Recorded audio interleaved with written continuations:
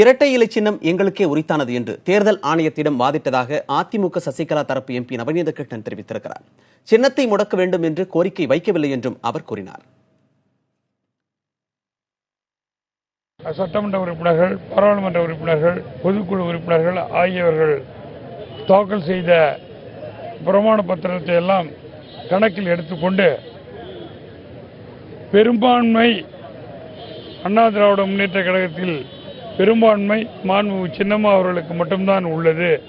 எனவே மாண்புமிகு சின்னம்மா அவர்களின் தலைமையிலான அண்ணா திராவிட முன்னேற்ற கழகம்தான் அங்கீகரிக்கப்பட்ட அண்ணா திராவிட முன்னேற்ற கழகமாக அறிவிக்க வேண்டும் என்றும், எனவே இரட்டை இலை சின்னம் மாண்புமிகு சின்னம்மா அவர்களுக்கு தான் கொடுக்கப்பட வேண்டும் என்றும் எடுத்துரைக்கப்பட்டது. அதேவேளை இந்த இரட்டை இலை சின்னத்தை இந்த முடக்குவது, இந்த ஃப்ரீஸ் பண்ணி வைக்கணும்ன்ற சம்பந்தமான வாதங்கள் எதுவும் இரண்டு தரப்புல வச்சீங்களா இல்ல நீங்க உங்க தரப்புல? எங்க மாண்புமிகு சின்னம்மா தரப்புல எங்களுக்கு தான் அது உரித்தானதே என்று வாதிடப்பட்டது.